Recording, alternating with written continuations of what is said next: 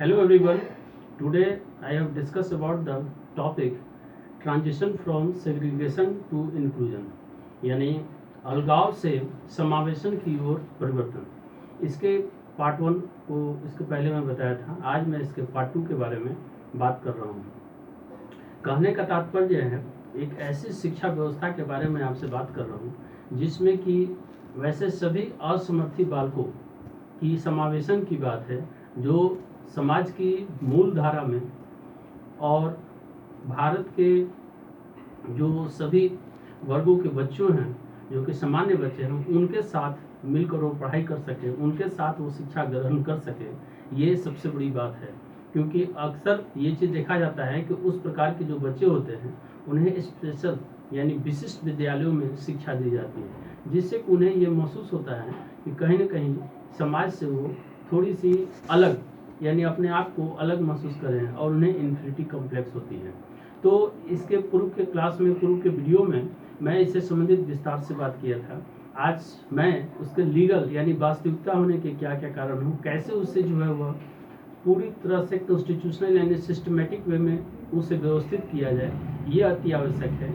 साथ ही साथ अब इस चीज़ की भी आवश्यकता है कि उसे लीगल तौर पर यानी कानूनी तौर पर कैसे अपनाया जाए और सामाजिक तौर पर और आर्थिक रूप से भी उसे कैसे अपनाया जाए, यानी समावेशन को कैसे लोगों को जागरूक करके अपनाया जाए ताकि सभी बच्चों को फायदा हो, यह अति महत्वपूर्ण है। तो उसके जो लीगल 5 आधार थे, 5 कानूनी जो आधार थे, जो एक्ट बनाए गए हैं, उसके बारे में उसमें क्या क्या प्रोविज़न किए गए उसके बारे में मैं बात करूँगा। और साथ ही साथ सामाजिक स्तर पर और आर्थिक स्तर पर समावेशन के लिए क्या किए जा रहे हैं, उन सभी के बारे में भी मैं आपसे बात करने जा रहा हूँ। Now, in the last video, I have also described some important rules or legal basis for inclusion to become reality. Following our legal basis for inclusion to become reality, such as तो मैं ये 5 के बारे में इसके पहले वाले video में आपसे चर्चा कर चुका हूँ, इसलिए आप उससे देखकर नोट कर लेंगे। उसी को हिंदी में है कि वास्तविकता बनने के लिए समावेश के कानूनी मामले। तो इन 5 का विस्तार से अब जिससे कि नंबर 1 है विकलांगता और पुनर्वास WHO एक्शन प्लान 2006-11 के अंतर्गत क्या क्या अधिकार दिए गए हैं, उन सभी के बारे में आपसे बात करने जा रहा हूँ। Number 1, legal basis for inclusion to become reality, disability and rehabilitation WHO action plan 2006-11। Under this action plan, number 1, respect to all unable children to take advantage of right and opportunity. Number 2, number 3, providing services to improve the lives of disabled children through religious, national and global efforts.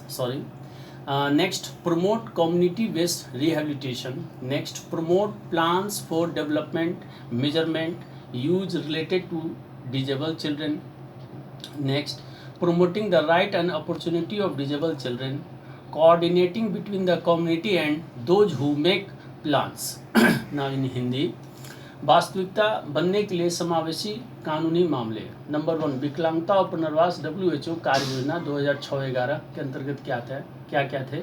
इस कार्य योजना के अंतर्गत समस्त असमर्थी बालकों को सम्मान, अधिकार एवं सुअवसरों का लाभ उठाना, असमर्थी बालकों के जीवन में धार्मिक, राष्ट्रीय और वैश्विक प्रयत्नों के द्वारा सुधार लाने हेतु सेवाएं उपलब्ध करवाना, समुदाय आधारित पुनर्वास को बढ़ावा देना, असमर्थ बालकों से संबंधित विकास मापन प्रयोग की योजनाओं को बढ़ावा देना, असमर्थी बालकों के अधिकारों तथा अवसरों को सुरक्षित रखना, समुदाय एवं योजनाओं का निर्माण करने वालों के बीच समन्वय स्थापित करना। ये सभी नंबर 1 जो योजना थी विकलांगता और पुनर्वास WHO कार्य योजना के अंतर्गत 2006 से 2011 में ये सभी काम असमर्थी बालकों के लिए करने के आधार था कि उनको इन सारी चीज़ें जो है वह प्रदान की जाए। Now next, number 2, person with disability act 1995, protection of right, formation of act, reservation in work related to government service, providing special facilities in public places, provide special facility in the field of education. That means it is related with Person with Disability Act 1995 in the Indian Constitution. Next, equal opportunities protection of right and full participation, providing equal opportunities, protection of rights, to arrange education for specific children, to arrange business, creating a barrier free environment, providing social security.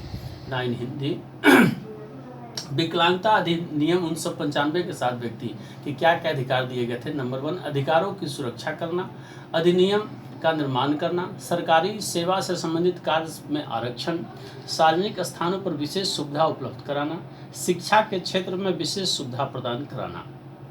Number 3 जो constitutional provision था, समान अवसरों और अधिकारों की सुरक्षा और पूर्ण भागीदारी में नंबर 1 समान अवसर प्रदान करना, अधिकारों का संरक्षण करना, विशिष्ट बालकों हेतु शिक्षा की व्यवस्था करना, व्यवसाय की व्यवस्था करना, बाधा रहित वातावरण का निर्माण करना और सामाजिक सुरक्षा प्रदान करना। उनको ये सारी चीज़ें इक्वल अपॉर्चुनिटी के अंतर्गत जो एक्ट बनाए गए थे उसमें ये व्यवस्थाएं की गई थी। Number 4 Indian rehabilitation council act 1992, preparation of rehabilitation plan, coordination, that means coordinate with each other, preparation of list of unable children, awareness of rehabilitation plan, and last providing rehabilitation services to disabled children. Number 5 action plan for inclusive education of children and youth with disabilities 2005. All children should be connected to the mainstream of education. Number 1, no child should be thrown out of school on the basis of inability. All teachers should be given complete training related to the inclusion. The villagers should be made aware about the nomination of girls with disabilities. Arrange for providing learning at home to children with mental disability. Emphasis on business-based training. The 2 point that is especially you have to focus nomination of girls with disability, because in the rural area also generally ignore the education of girls because she is disabled. What about the role of the education? Arrange for, and the other one is arrange for providing learning at home children with mental disability. Those types of children generally ignore the society because they are mental retarded, but in this process where you have to provide an opportunity to take education. Hindi, भारतीय पुनर्वास परिषद अधिनियम 1992 के अनुसार उन सभी बच्चों के लिए क्या प्रोविजन किए गए थे? पुनर्वास की योजना तैयार करना, समन्वय स्थापित करना, असमर्थी बालकों की सूची तैयार करना, पुनर्वास योजना के प्रति जागरूक करना, असमर्थी बालकों को पुनर्वास सेवाएं प्रदान करना ताकि वो रिहेबिलिटेट होकर स्थान जो है वो अपने आप को स्थापित कर कर वो शिक्षा के साथ साथ कार्य योजना में भी जुड़ जाएं और वो जो भिक्षाटन उम्र करते हैं या इधर उधर घूमते रहते हैं जिससे कि समाज उन्हें इग्नोर करता है, इन सभी चीज़ों से वो बचे रहे और समाज की मूल धारा में जुड़कर एक अच्छे नागरिक के रूप में जीवन यापन करें। नंबर 5 विकलांग बच्चों और युवाओं की 2005 की समावेशी शिक्षा के लिए कार्य योजना। नंबर 1 सभी बालकों को शिक्षा की मुख्य धारा से जोड़ा जाए, असमर्थता के आधार पर किसी भी बालक को विद्यालय से बाहर नहीं निकाला जाए, सभी शिक्षकों को समावेशन से संबंधित संपूर्ण प्रशिक्षण दिया जाए, असमर्थी बालिकाओं का नामांकन हेतु ग्रामीणों को जागरूक किया जाए, मानसिक असमर्थता के बालकों को घर पर अधिगम प्रदान करने की व्यवस्था करना, व्यवसाय आधारित प्रशिक्षण पर बल देना। मैंने बताया कि इसमें 2-3 पॉइंट जो है अति महत्वपूर्ण है। एक तो है कि सभी शिक्षकों को समावेशन से संबंधित संपूर्ण प्रशिक्षण दिया जाए ताकि वो उस प्रकार के बच्चों को भी नॉर्मल कंडीशन में पढ़ा सके। दूसरा, जनरली ग्रामीण एरिया में जो है बालिकाओं की शिक्षा पर, गर्ल्स कैंडिडेट की शिक्षा पर उतना ध्यान नहीं दिया जाता है, तो इसमें ये व्यवस्था की गई है कि ग्रामीणों को जागरूक किया जाए कि जो डिजेबल गर्ल्स हैं उन्हें भी शिक्षा में जो है वह नामांकन विद्यालय में कराया जाए इंक्लूसिव एजुकेशन के अंतर्गत। और साथ ही साथ मेंटली जो रिटायर्ड चिल्ड्रन बच्चे हैं जिनके लगता है कि मानसिक स्थिति खराब हो गई है, वे पढ़ने लायक नहीं है, उन्हें अधिगम नॉर्मल करने के लिए शिक्षण और टीचिंग जो व्यवस्था है उन्हें उनके घर में ही प्रदान की जाए। ये व्यवस्था इंक्लूसिव एजुकेशन के अंतर्गत किया गया था जो कि 2005 के रूल में इंडिकेट किया गया है। अब उसके बाद ये जो बातें थी वास्तविक जो लीगल फॉर्म उसके अंतर्गत ABC 3 पार्ट बनाए थे, तो ए के जो 5 पॉइंट है उसको मैंने विस्तार से चर्चा की। Now we have discuss about the B section, social basis of inclusion to become reality, full use of fundamental right to equality, to provide equal opportunity for education to all boys and girls, understanding individual variation in perception, to ensure all-round development of disabled children, to encourage families, society and schools for the upliftment of disabled children, to make all kinds of facilities available in the school for disabled boys and girls, giving an important place to intellectual and social development in inclusive education system.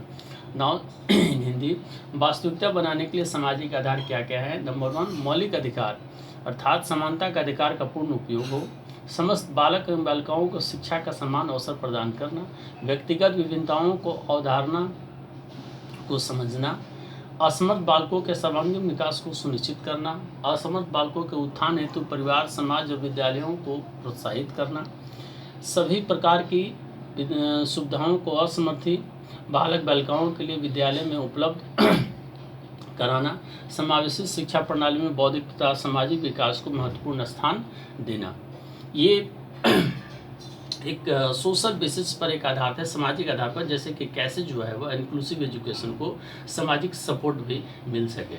Now last, economic basis for inclusion to become reality, to help all boys and girls to in the development of professional skills, to give equal opportunity to each person to work, giving confidence to disabled children for their own business, develop ability to adjust, to provide training of work and condition to disabled children, to provide equal opportunity to learn the new work. Therefore, based on the facts mentioned above, it can be said that the success of inclusive education depends on the use of teachers and in the classroom, and this can only be possible if we go together and make this program successful. नई हिंदी, वास्तविकता बनने के आर्थिक आधार, सभी बालक बालिकाओं को व्यावसायिक कौशलों के विकास में मदद करना, प्रत्येक व्यक्तियों को कार्य करने का समान अवसर देना, असमर्थी बालकों को स्वयं के व्यवसाय के प्रति विश्वास प्रदान करना, समायोजन की क्षमता विकसित करना, असमर्थी बालकों को कार्य और तथा परिस्थिति का प्रशिक्षण प्रदान करना, नवीन कार्य सीखने का समान अवसर प्रदान करना। उपरोक्त जो ऊपर में चर्चा की गई थी उसके अनुसार हम कह सकते हैं कि ऊपर वर्णित तथ्यों के आधार पर यह कहा जा सकता है कि समावेशी शिक्षा की सफलता शिक्षकों एवं कक्षा में किए गए प्रयोग पर निर्भर करती है, और यह तभी संभव हो सकता है जब हम एक साथ होकर आगे बढ़ें और इस कार्यक्रम को सफल बनाएं।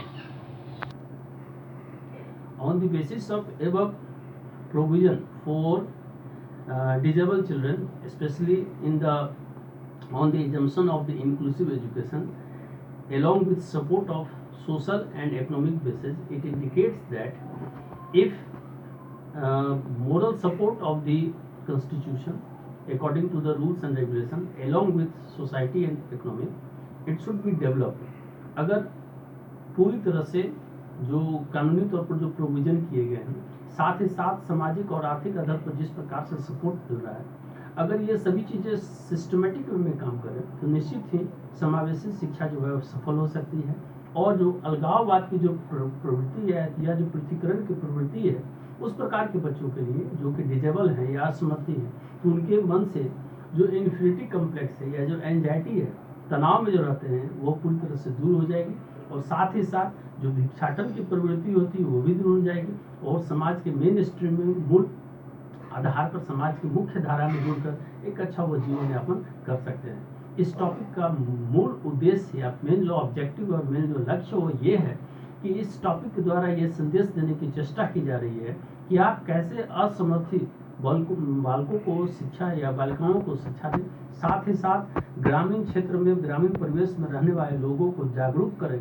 कि जो इन्फिनिटी कम्प्लेक्स असमर्थी बालकों के आधार पर है उसको दूर करें और उन्हें सामान्य शिक्षा देने की चेष्टा करें।